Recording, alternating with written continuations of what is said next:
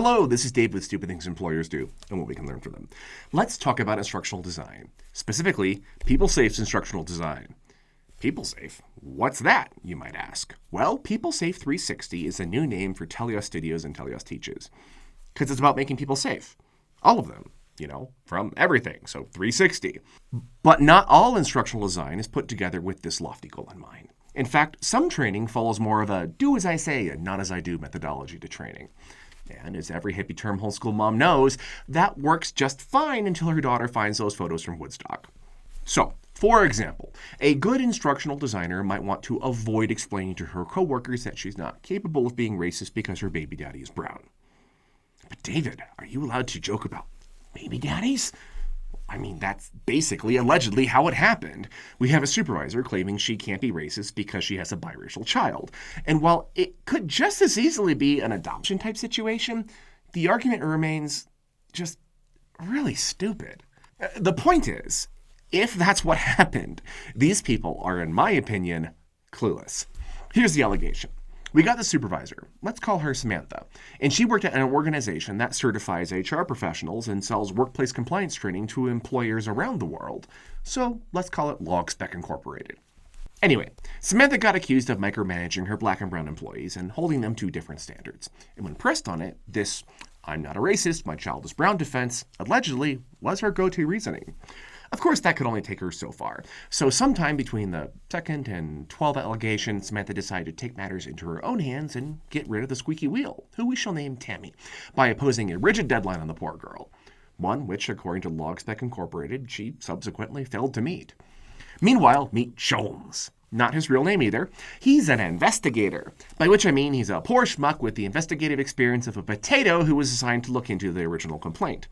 And, giving him the benefit of the doubt, I suspect that Sholmes was doing his level best when a new project landed in his lap.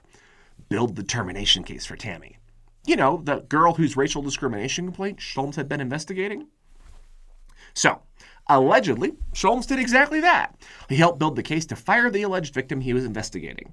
Following his work, Tammy was informed by the CHRO that her retaliation claims were unfounded and then subsequently was fired, which is pretty much the equivalent of driving a semi-truck through the wall while explaining the brakes work just fine. So, let's take a quick break from this speed run on how fast can we violate every principle in our training and try to refocus on what actually happened. A jury found racial discrimination and a retaliatory firing, plus a major conflict of interest where the person responsible for uncovering the misconduct has been building the case to terminate the alleged victim. So, that's really bad. And someone must have explained to Samantha that this was really bad, because right around Tammy getting placed on the fast track to past employee, Samantha started going into overdrive.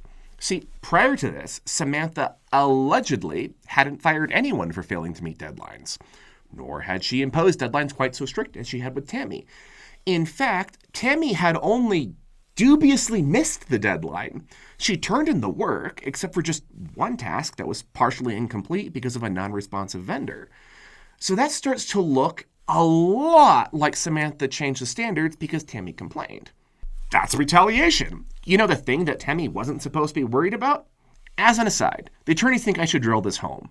This was not the only time a retaliation has allegedly happened.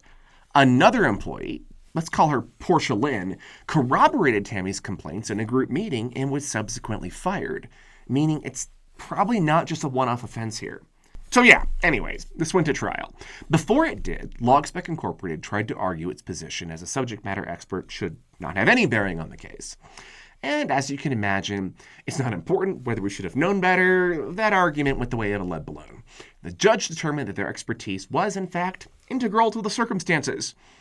And the jury took about 5 days to decide and came back with a $1.5 million in compensatory damages and another $10 million in punitive damages. LogSpec has asked the court to set aside the verdict, and the court declined, and now LogSpec is appealing. So what does that mean for us? Well, I think there's a few unique takeaways. Kind of going with a if you don't stand for something, you'll fall for anything kind of vibe. I think it starts with 3 pillars of workplace culture: your mission, vision, values. These need to be real, and they need to be defined. Workers need to know why the organization exists and what they're trying to accomplish and what their role is in that. The organization needs to positively express those values.